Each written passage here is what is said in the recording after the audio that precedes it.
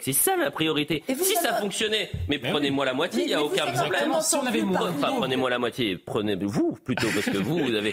On va prendre votre trésor, moi, Mathieu. Nicolas Pack qui paye, exactement. Voilà. Non mais le problème, c'est, vous l'avez dit, on a aujourd'hui 33% de dépenses sociales et il y a toujours 9 millions de pauvres. Donc ça veut bien dire que cette logique socialiste qui consiste à taxer le travail et à taxer la réussite et à taxer les riches pour financer un modèle social dispendieux ne fonctionne pas puisqu'il y a toujours autant de pauvres. Mais surtout, pire que cela, quand vous regardez, vous prenez un peu de comparaison, le dernier budget à l'équilibre en France, c'est 1974. On avait 34% de prélèvements obligatoires, donc l'équivalent en dépenses publiques, 34%. Aujourd'hui, on a 45% de prélèvements obligatoires. Donc, c'est-à-dire qu'on a augmenté d'un tiers les impôts. On ponctionne toujours plus Nicolas qui paye, on ponctionne toujours plus les gens. Et pourtant, ils n'arrivent pas à se mettre d'accord sur un budget à l'équilibre, puisqu'on a aujourd'hui 57% de dépenses publiques. Donc, le vrai problème aujourd'hui, c'est simple.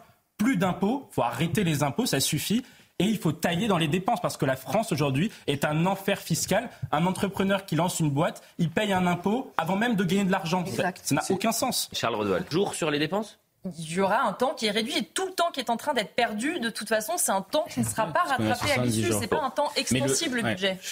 En fait, peut-être que le vrai problème, c'est aussi une question de philosophie. C'est ce que je dis depuis le début, vous avez raison, Mathieu. Et puis et surtout vis-à-vis de l'Algérie, aujourd'hui, est-ce que l'on est on est d'accord avec l'idée que des ressortissants algériens aient plus de droits que d'autres ressortissants étrangers, des droits migratoires, vous l'avez dit, sur la naturalisation, sur le renouvellement de titres de séjour, etc., mais également des droits sociaux qui nous coûtent un pognon de dingue, avec effectivement, comme vous l'avez dit dans votre rapport, 2 milliards d'euros. Mais c'est vrai que je ne comprends toujours pas quand même, malgré votre position, que des députés Ensemble pour la République, dont le président de parti a fait une tribune, je crois, dans le Figaro pour janvier 2025. Pour dénoncer, il faut dénoncer cet accord-là. Qu'un ancien Premier ministre du Bloc central, Édouard Philippe, dit il faut dénoncer cet accord-là.